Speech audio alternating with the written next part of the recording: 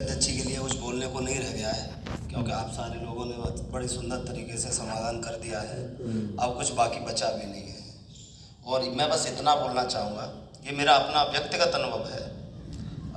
किसी को थोड़ा बुरा ना लगे, क्योंकि मैं कभी किसी चीज़ के लिए लालायत नहीं रहता और ना ही मैं किसी को लालायत रहना चाहता। अपनी जीवन में कभी भी समाज सेवा करने जाइए, किसी भी संगठन की सेवा करने जाइए, किसी भी संस्था की सेवा करना चाहिए। एकमात्र जो आपका ईश्वरीय ध्येय है, यानी आप निराकार ब्रह्म को मानते हैं या साकार ब्रह्म को मानते हैं, वो आपका पर्सनल है। उसका एक एक सेकंड, एक एक पल्स काउंट होता है। उसमें किसी भी संसारी व्यक्ति की जरूरत नहीं। ब्रह्म के लिए काम करते हो, भगवान के लिए काम करते हैं, उनमें से किसी भी दिव्य शक्ति के लिए काम करते हैं, वो आप निर्भीक रहिए, आपका एक सेकंड भी कोई काट नहीं सकता है। अब मैं दूसरे पहलू पर आता हूँ। ये सारे सकाम कर्म होते हैं, संसारी कार्य करना। हम मनुष्य हैं, संसार में रहते हैं, हमें कार्य करना ही पड़ेगा। क्यों? क्योंकि मैं देहिक ये ताप झेल रहा हूँ, इस शरीर से हाड़ मास से बना है, तो इसके लिए देव ऋण, राष्ट्र ऋण, पितृ ऋण, ये 3 ऋण उतारने के लिए मुझे सकाम कर्म करना होता है। जितने यज्ञ किए जाते हैं, जितने दान किए जाते हैं, जितनी संस्थाओं के माध्यम से योग कराया जा रहा है, दूसरे के प्रति परोपकार कराया जा रहा है, गरीबों की सहायता की जा रही है, ये सब सकाम कर्म में आता है। और इस सकाम कर्म में एक बात आज भी जो पदाधिकारी बने हैं या पहले से हैं या और पहले करके छोड़ चुके हैं, वो सभी के लिए एक है, इस दुनिया में आपकी महत्ता तभी तक है जब तक आप उपयोगी हैं।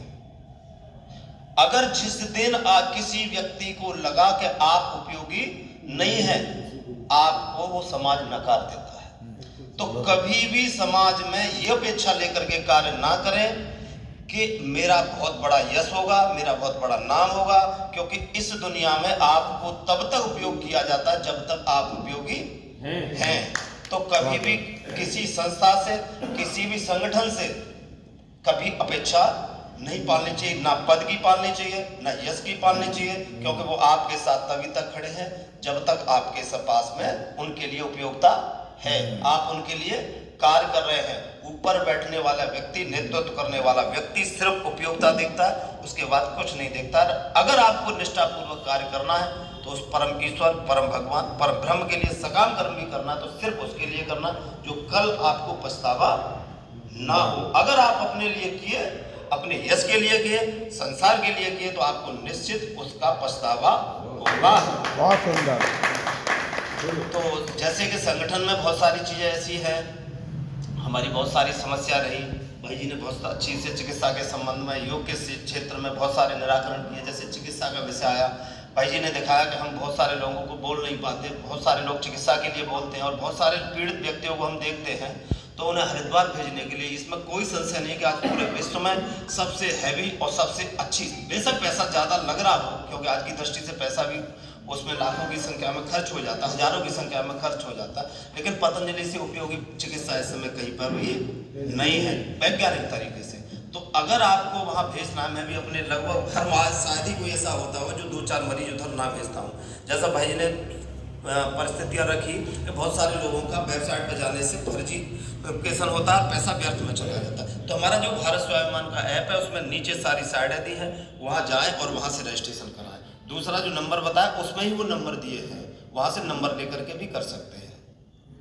तो ज़्यादा से ज़्यादा लोगों को चिकित्सा से संबंधित सजेशन करें। दूसरा साउंड से, तो आपको शायद ये चीज़ क्लियर हो गई, बहुत सारे संगठन के लोगों को ऐसा लग रहा था, और 2021-22 के बाद में काम यहाँ इसीलिए ढीला पड़ा क्योंकि अधिकतर लोगों के दिमाग में ये शंका हो गई थी कि ये व्यक्ति पागल की तरह पूरे दिन भागता रहता है और घर के काम छोड़ दिए इसने, घर में कुछ करता नहीं है, बिजनेस छोड़ दिया, हज़ारों रुपया में व्यापार जमीन करता हूँ, 1000 से अधिक कारोबारी आलू का हूँ, मैं अपनी पर्सनल दुकान भी करता था, बहुत बड़ा काम भी था, मैं वो सारा छोड़ के इधर लगा रहा हूँ। 90% को ये दिमाग में कीड़ा बैठ गया था कि इसको हरिद्वार से बहुत सारा पैसा मिलता होगा, बहुत सारी संस्था इसको कुछ न कुछ देती होगी। आपने सुन लिया, पतंजलि ने आज तक चवन्नी मुझे नहीं दिया किसी भी रूप में, और संगठन जितना भी चला उसके लिए भी कभी सहायता नहीं की। वो स्वयं मैंने किसी से दान ले लिया, किसी की रसीद काट दी, सहयोग शिक्षक प्रशिक्षण शिविर चलाते, उन्हीं से पैसा इकट्ठा हुआ और उन्हीं से ये संगठन आज तक चलाया। जितने भी खर्चे किए, कोई भी कार्यक्रम किया, सहयोग शिक्षक शिविर सिकंदराव में चला। सिंगल व्यक्ति ने एक दिन भाई जी गए, 2 दिन इनको भेजा। मेरे घर से 60 किलोमीटर पड़ता, 5 बजे शिविर लगाना था, 3 बजे ठंडी के समय में सिकंदराव में जाके शिविर लगाया। उस समय कई शिविर चले, भाई जी ने कई शिविरों में सहयोग किया, ज़्यादातर मुझे कहीं किसी से सहयोग नहीं मिला।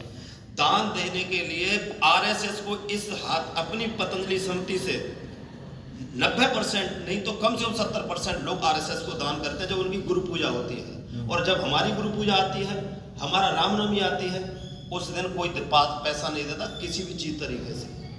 तो संगठन चलाने के लिए पैसा चाहिए, जैसा कि भाई जी ने बोला, हर चीज के लिए संगठन चलता है तो पैसा हमें इकट्ठा करना होगा। जब हम पैसा इकट्ठा नहीं करेंगे तो संगठन किससे चलेगा?